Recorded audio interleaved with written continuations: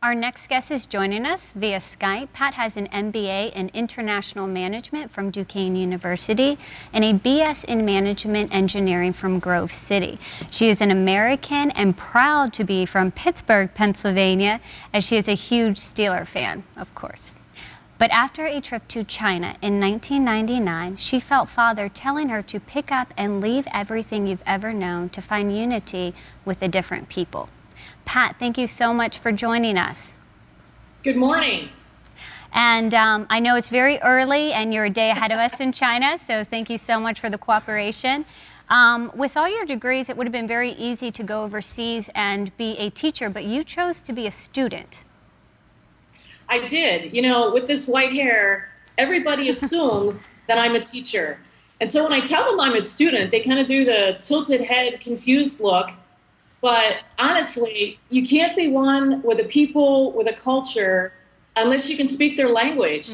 And so I'm here to learn the language. The challenge is it's one of the most difficult in the world to learn, as well as a country whose history is thousands of years old. So trying to get your arms around a difficult language and a culture that's really old is a real challenge. But like you said, Father called me here, so I'm here to do that, to be one with the people, to learn their language. Wow, how encouraging. Also, no matter the country or culture and having to learn all that things, we know as a human race, we need to have friendships. As a female, have you found the friendship and unity with the Chinese people? You know, I've been really blessed. My friends are patient as I learn this language.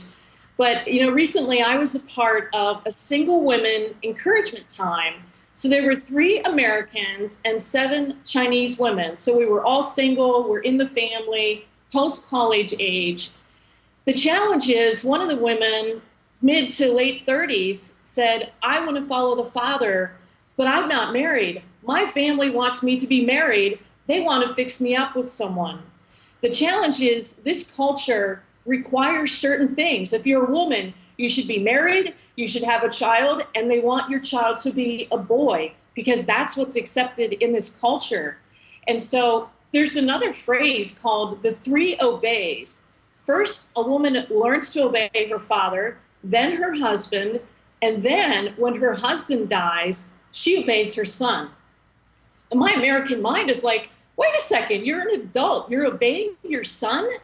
And yet, that's my Americanism. I need to cast that aside and say, wait a second, let me get one with the Father. And the question isn't, what does America, you know, what is this like as an American? But as a Chinese person, how do you come to the Father?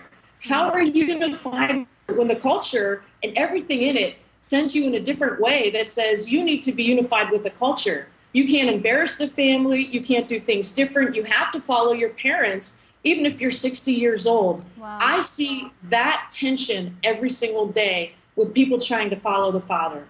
Wow, with all that aside though, Pat, we've seen that you have found unity with foreign land halfway around the world. Speak to the viewer right now that doesn't feel they have unity in their own home and in their own backyard. That's a challenge. You know, we're called to be light. And so light in good circumstances, light in a challenging circumstance. We need to ask the Father to turn our heart that he's got a good purpose and we want his perfect purpose, his perfect result. But our heart needs to be aligned with him. So even in those difficult times, that's when our light can shine the most. And that's when people need to see it. And so come to him and ask him to turn your heart. In the days I'm struggling here, I ask him to change my heart too. So come to him, get unified with his heart, and be one, and your light can shine brightly. Wow. Well, Pat, you may be a student in China, but you were definitely a teacher to us tonight. So thank you so much, and go ahead, back to bed and get some more sleep. Thanks, Melissa. And if you would like to learn more about Pat's experience, please go to her website at www.boswellkid.com. And right now we're going to music with Corinne Malone, You Don't Have to Cry.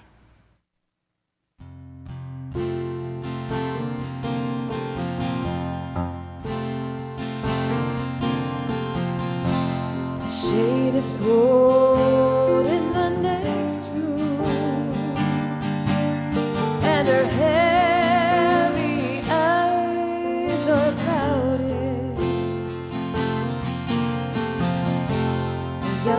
cries in the dark room. In pain, her tears are surrounded.